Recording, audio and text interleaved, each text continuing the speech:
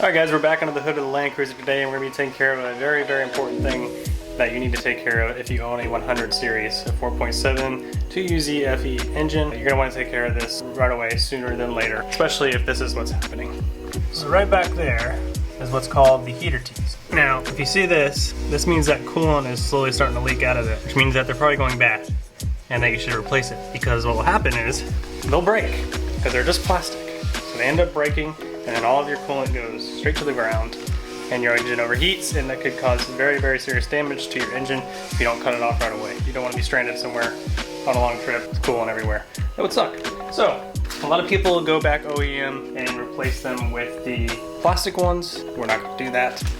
I decided to go with brass. So we're going to use these brass heater tees, hoping that they will last forever. We'll see. So we're going to go ahead and take those off. I'll show you how to do that.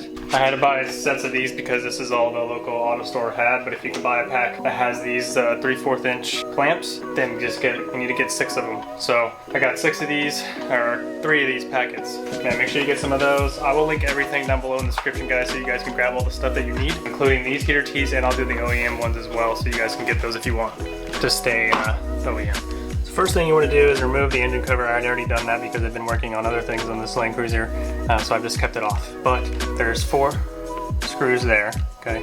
2 of them are bolts, and then 2 of them are nuts. You'll take those off, and then you also probably want to take the gas cap, or the oil cap off. That way it's out of the way and it's easier to take off. You see here, oil cap, and your 4 points of contact here. So see, bolt in, nut, nut. Cool. So the hardest part about this whole process is that these are just really far back in the engine. Like, I have to really reach over. I can barely reach over there to get them. So I'm gonna have to get some kind of step stool just so I can handle this and get it back in there. So that's the hard part about these heater tees.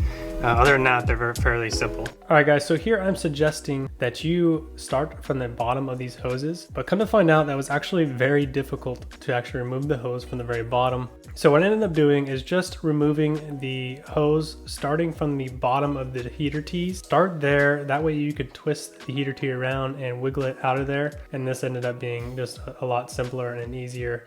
So just start here.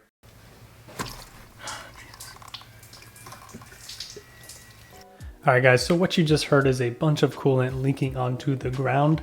So I suggest making sure that you have a towel down there to help you assist with cleaning that up. It was actually a lot more than I thought was going to come out, but don't be concerned. You are going to refill the coolant later, so don't stress about it. Let's move the back one first, maybe. Give us a little more space. There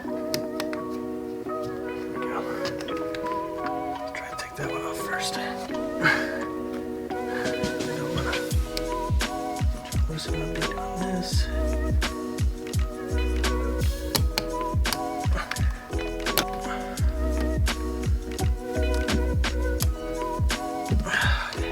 Alright, put some gloves on because it's getting a little messy.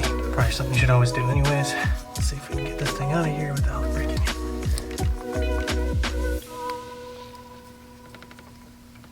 Alright. One side down. There we go. See this side? It's broken. It's supposed to look like that. That's a problem, because that means it's probably in there. I can see in there that it's all broken little pieces, but they're right on the edge, so I'm gonna get the shop vac and suck it out of there.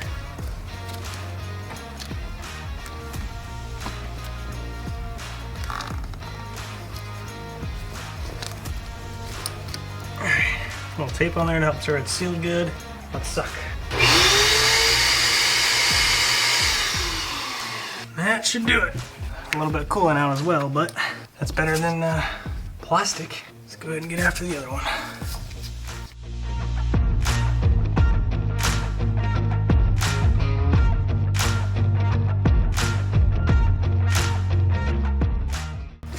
I can't even get one of these sides off. There we go. Okay. There we go. Now I can get to that part a lot easier.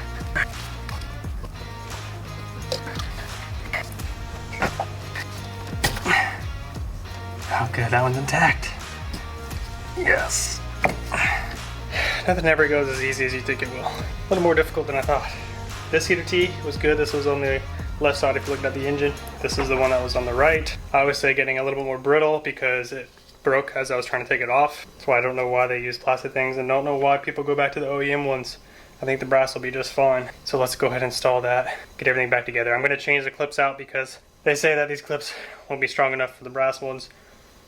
Maybe they will, maybe they won't. But I'd rather have ones I can crank down on there and make sure that they're extra secure. So I'm gonna take those off and put the brass ones on. Yeah, let's go.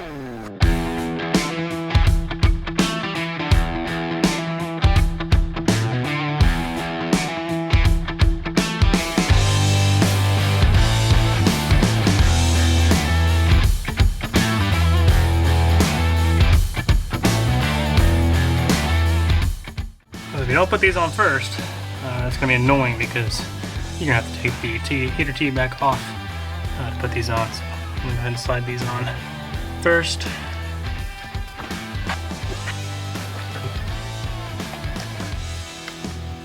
I want to lube that up a little bit, a little silicone spray or something.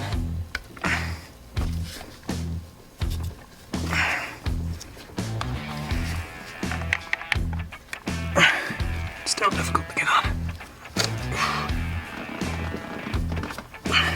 There we go. Yeah.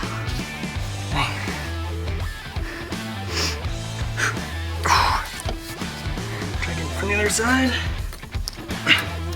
Oh shit. Woo! Okay. These on top, so in the future, if you ever need to change it, it'll be a lot easier.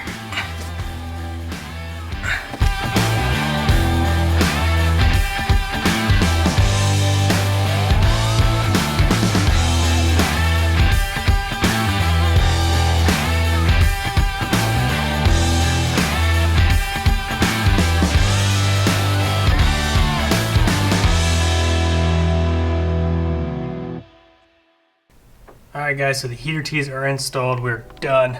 I will say, just a little hint here, put on, for this one on the right side, install the heater T into that back side first because it'll make it a lot easier on you, because I did the opposite and it was really tight to get that fitting into that hose because the hose doesn't flex as much as this one does.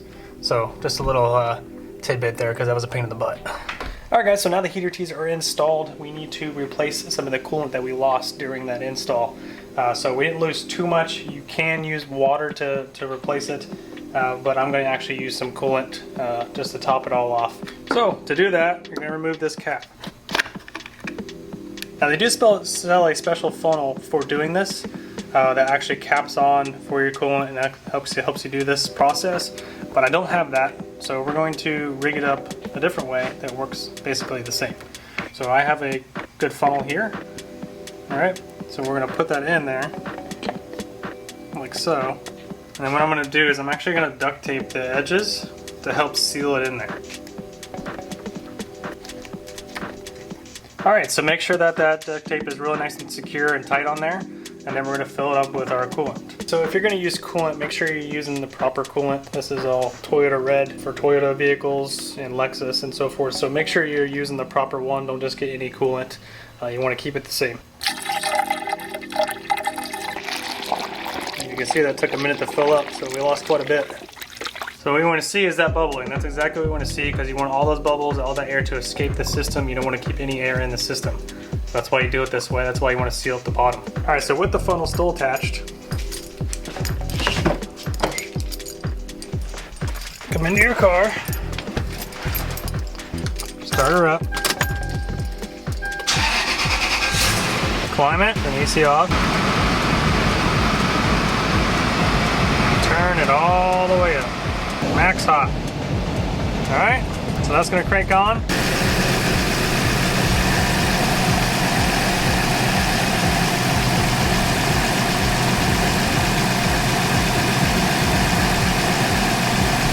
So you let that run on heat for a little while, let it run through, get all those bubbles out of the system.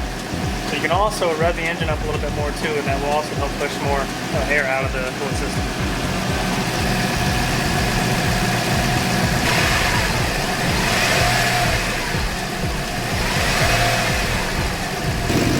also a great time to check the T's and make sure that they're not leaking at all. I'm not feeling any leaks, I'm not seeing any leaks.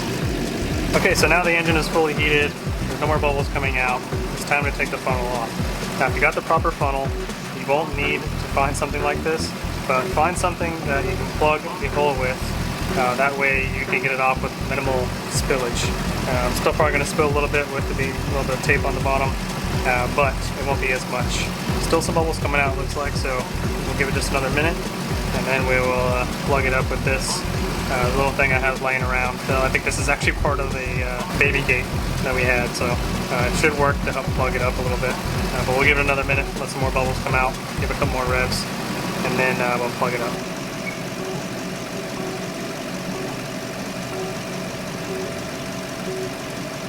So hoping this works.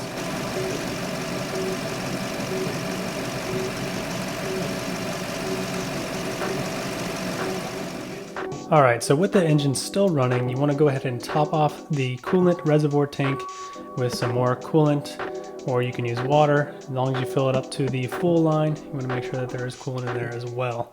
That is the final step. Guys, I'll just do one more check, make sure that the heater T's aren't leaking. Everything looks good. Everything here is good. And just like that, you're done.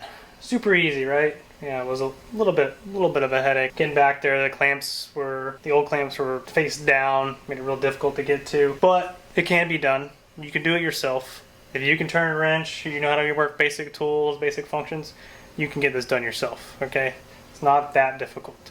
It's just hard to get to because it's in the back of the engine, which made it a little bit more difficult. If you're a tall person, it'd be even easier for you. But other than that, guys, everything went down pretty smooth. Remember, I'll put everything down below in the description. I'll even try to find that funnel for you guys so you can purchase that if you want to before you get into this whole thing. I should have. It would have been a lot easier, but I made it work. So if you don't want to buy it, you can make it work too. Thank you guys for watching. I hope you guys enjoyed the video. I hope it was very helpful to you. If you have any questions at all, if I missed anything that you guys have comments, concerns about, please let me know down below in the comment section. And I'll see you guys next time. Bye.